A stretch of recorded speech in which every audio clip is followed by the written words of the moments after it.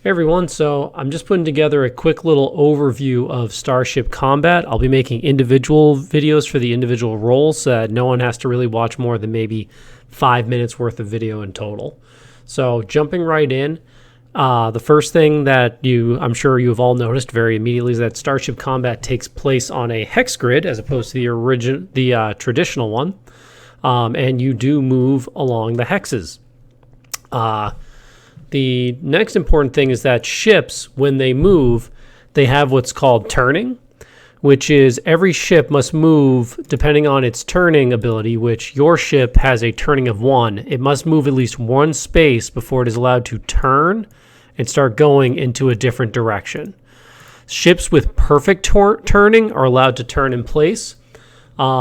Really only very, very small ships have access to that. The Dearly Beloved is a much larger ship to accommodate the size of your crew.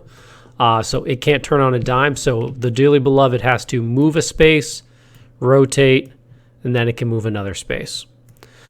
The next thing worth noting about the hexagons is that ships have what are called firing arcs. They have two hexagon sides on their port and starboard arc, and then it goes off into the sides like this. So using my little TIE fighter here, my X-Wing here, this is his front, this is his aft. So if I draw a freehand, starting here and going straight out, here going straight out, here going straight out, and here going straight out, I now have his side, and then I've got the front, I've got the aft, and I've got his other side. So only guns that are on this side of the ship can shoot at the TIE fighter, and also the TIE fighter can currently only shoot at the side of the, or depending on how the TIE fighter is facing, or I guess really not, the TIE fighter can only shoot that particular side of the X-Wing. Every one of you should now also have access to the Dearly Beloved as a ship. It is a level 3 ship. You can see right here we have the depiction of the ship, as well as it has 20 shields in the front, 20 shields starboard, 20 shields port, 20 shields aft, so nice, easy, balanced. It has a speed of 10, which basically means that it is able to move 10 hexes. It has a good maneuverability of 1, which means that it needs to move at least one space before being able to turn, like we talked about a second ago. The AC and the target lock. AC is for anything that shoots bullets. Target lock is for dealing with anything to do with missiles. They are both heavily influenced by the piloting. Justine brings a 8 piloting to the table, so it's adding +8, which is pretty good. The next thing you'll notice is the health. That is the health of your ship's hull. You only start taking hull damage after it burns through your shields.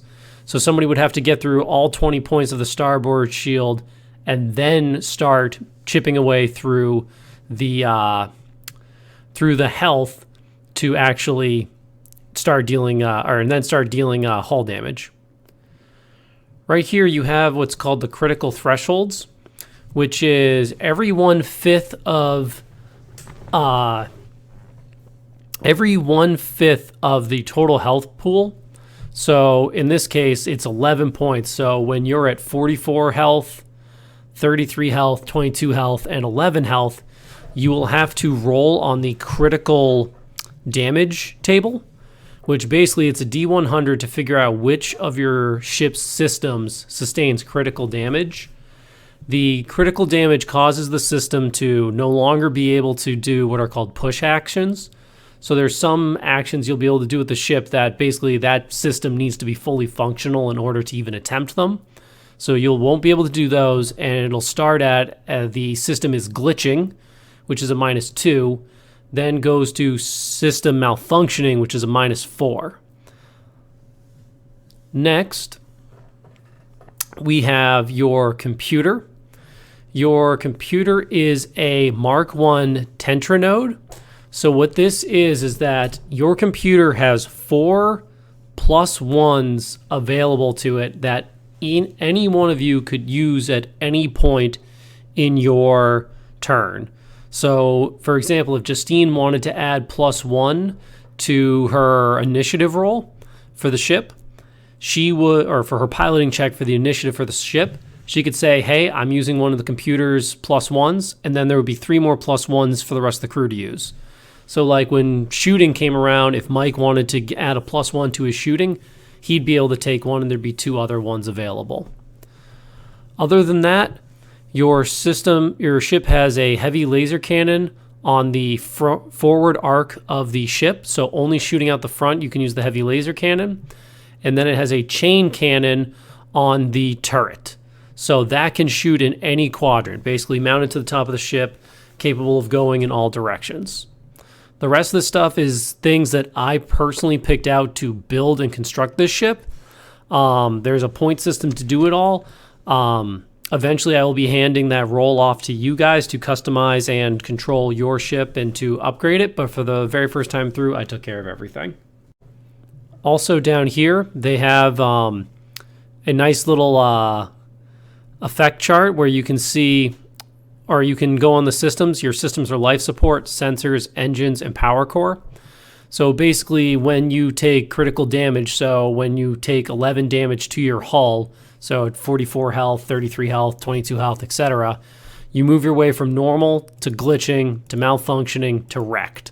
And when it's wrecked, it's basically unusable. And when you roll that D100, these are if you roll between a 1 and 10, life support, 11 and 30, sensors, 31 to 60 is weapons array, 61 to 80 is engines, power core is 81 to 100. So basically there, so on and so forth.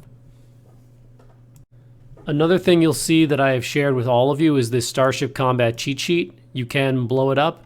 This is a quick cheat sheet on everything you need to know, where it shows here the order in which the turns take. It has each individual role on the ship and quick little summary of what they are and what they do. You'll notice that I took those images and used them to create the Excel sheet, which I'll go through in detail on the individual explanations. Lastly, Starship Combat is broken into 3 phases. I guess getting a little ahead of myself, the captain is allowed to partake in any phase. The captain provides a supportive role and is able to buff the different flight crew. So the captain is able to jump in during anyone's phase, does not matter.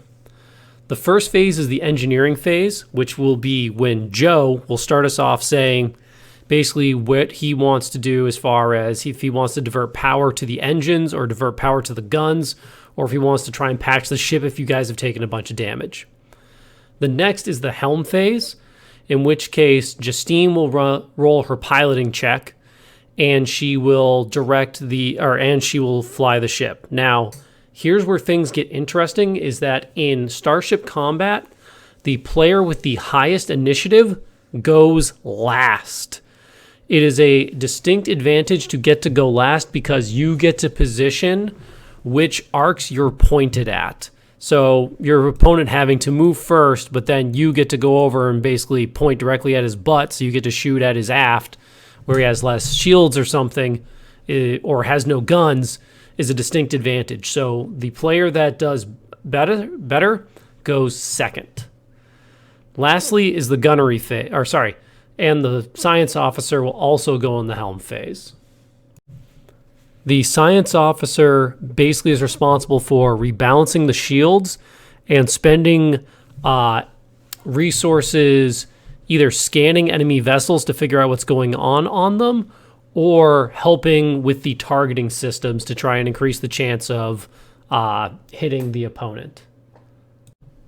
Just as a quick little reminder, Robert is the captain / a gunner. I do think it's going to be important for him to be able to jump on both. Joe is going to be the engineer. Justine is the pilot. Alex is the science officer. And Mike is the gunner. Now, that said, at the beginning of every turn, so before the engineering phase, any of you can switch to a different position. The only position that there can only be one person on any position at any given time.